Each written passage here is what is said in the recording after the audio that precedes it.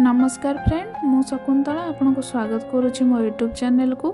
Friend, स्वप्नशास्त्र उपर आधारित एक नुआ वीडियो मु पुणी नहीं आसी आपण मानक पाखक। आज विषय वस्तु होची स्वप्न रे आंब देखिबा। यह आमको की प्रकार संकेत दे थाए। फ्रेंड, स्वप्नशास्त्र व ज्योतिष शास्त्र अनुसार स्वप्न रे आंब देखिबार अर्थ नुआ संपर्कर आरंभ हेबा।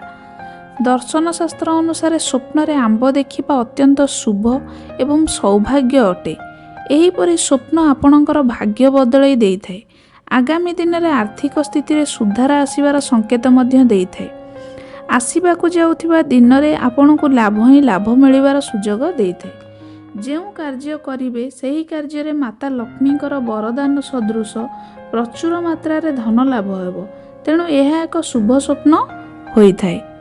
फ्रेंड्स, जदि आपण स्वप्न रे आंब खाउथिबार देखंती एवं आपण को आंबर स्वाद मीठा लागु थाए, तेबे सही स्वप्नर अर्थ होची आपणकर मूड एकदम खुशी मिजाज अटे।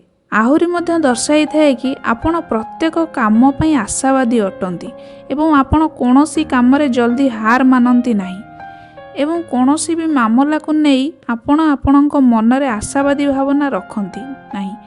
स्वप्न शास्त्र अनुसार स्वप्न रे पाचिला आंब खाउथिबार देखंती, तेबे यह एक अत्यंत शुभ स्वप्न होइथाए। यह आपणक जीवन रे सकारात्मक परिवर्तन आसीबाकु जाउथिबार दर्शाई थाए। किंतु फ्रेंड्स, जदि आपण स्वप्न रे बजार जाई आंब किनिछंती एवं सेही आंब आपणको प्रबल प्रबल खट्टा लागुथाए, बिल्कुल भी स्वाद लागु न थाए, स्वादहीन होइथाए, तेबे यह एक अत्यंत अशुभ स्वप्न होइथाए। एहीपरि स्वप्न देखिबा अर्थ यह संकेत देई थाए कि धीरे धीरे आपणकर संपर्क बहुत तिक्ततार परिवर्तन हेबो। संपर्क रे भूल बुझामणा हेबो। आर्थिक स्थिति कमजोर आसी जाए।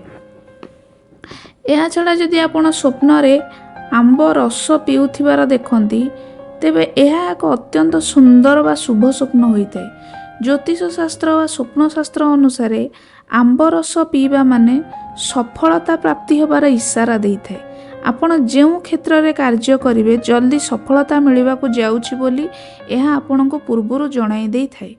किंतु फ्रेंड्स, जदि आपण स्वप्न रे कंचा आंब देखंती बा स्वप्न रे कंचा आंब कौन गोटे ठेला गाड़ी रे बिक्री होथिबार देखंती, तेबे यह स्वप्न शास्त्र अनुसार कौन गोटे बड़ हानिर संकेत देइथे।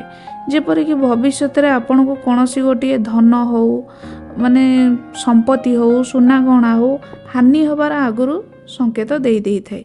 एहीपरि स्वप्न जदि कौन स्त्री लोक मध्य देखंती, तेबे यह दर्शाई थाए कि तांको परिवार रे पुत्र संतान हो बा कन्या संतान हो तांको उपरे बहुत खराब प्रभाव पड़िबो। बड़ बड़ बेमारी मध्य सेमानकु होबो, एही भली संकेत देइथे। एहा छड़ा जदि स्वप्न रे कोनोसी गर्भवती स्त्री पाचिला आंब देखंती, ये स्वप्न तांको पई अत्यंत शुभ स्वप्न होइଥାଏ।